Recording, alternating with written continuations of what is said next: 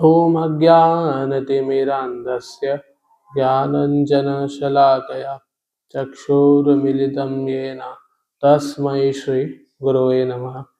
मैं सर्वप्रथम अपने गुरुपाद पद्म ओम विष्णुपाद अष्टोत्तर सदस्य श्रीमशील भक्तिवेदांत राधांति स्वामी गुरु महाराज जी के चरण कमलों में अनंत कोटि बार दंडवत प्रणाम करते हुए उनकी कृपा याचना करता हूँ।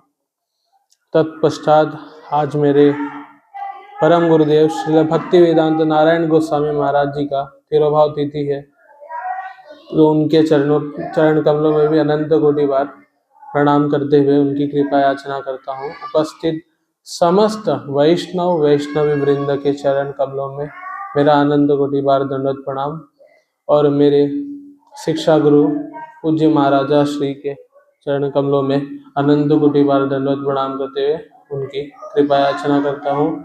और अतिथि महोदय जो यहाँ पधारे हैं उनके चरण कमलों में भी अनंत कोटि बार दंडवत प्रणाम करते हुए उनकी कृपा याचना करता हूँ। तो प्रहलाद जी के स्तुति में मेरा विषय है नैतन्मनस्तव कथासु विकुंठनाथ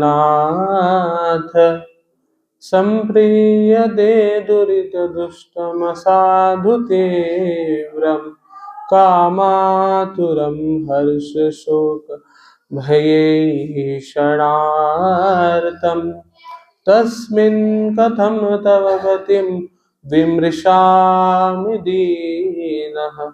ये भागवत के श्रीमद् भागवतम के 7वें स्कंद के 9वें अध्याय का श्लोक नंबर 39 है। तो इसमें प्रहलाद जी कह रहे हैं, हे विकुंठनाथ, मेरे मन की बड़ी दुर्दशा है। ये सर्वथा ही भौतिक विषयों में उलझा रहता है। तो सबसे पहले नोट करने वाली बात यहाँ पर यह है कि प्रहलाद जी कह रहे हैं कि उनका मन हमेशा भौतिक संसार के विषयों में आसक्त रहता है, परंतु प्रहलाद जी तो भगवान के पार्षद हैं, 12 महाभागवतों में से एक हैं। तो प्रहलाद जी ये अपने लिए नहीं कह रहे, वो हम जैसे मेरे जैसे लोगों को माध्यम करके कह रहे हैं कि हमारे जैसे लोगों का, मेरे जैसे लोगों का मन जो है हमेशा भौतिक विषयों में ही कलुषित रहता है। फिर आगे प्रहलाद जी कह रहे हैं कि ये मेरा मन जो है ये हमेशा स्त्री पुत्र धन हर्ष शोक मोह भय इत्यादि इत्यादि भौतिक विषयों में ही पड़ा रहता है। तो यहाँ मन की बात आई और इसी चीजों के कारण इसे ठाकुर जी के भगवत कथा में रस नहीं मिलता। ये सब चीजों के कारण ही जो मेरा मन जो भौतिक विषयों में फंसा है, इसीलिए उसे भगवान की कथाओं में बिल्कुल भी रस नहीं मिलता। तो मन की यहाँ बात आ रही है। तो हमारे श्रीमन चैतन्य महाप्रभु जी कहते हैं, चेतो दर्पण मार्जनम। जिस तरीके से दर्पण में धूल जम जाता है, उस तरीके से हमारे मन भी भौतिक संसार के कलमश से दूषित हो गया है। तो इससे ये कैसे शुद्ध होगा? ये ठाकुर जी के नाम लेने से होगा। तो नाम के लिए श्री बृहद नारदीय पुराण में वर्णन आता है, हरेर नाम हरेर नाम हरेर नाम एव केवलम कलौ नास्तेव कलौ नास्तेव नास्तेव गति अन्यथा।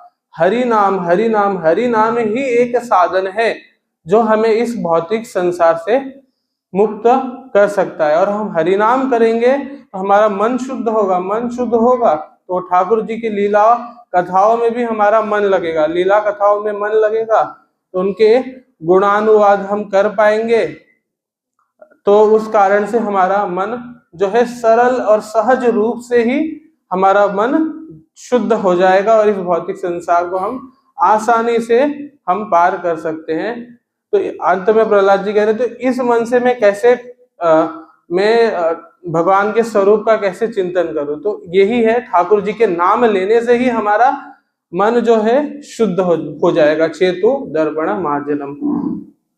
हरे कृष्णा। ओम वांछात् कल्पतरुभ्यश्च कृपा सिन्धुभ्यश्च पतितानां पावनेभ्यो वैष्णवेभ्यो नमो नमः।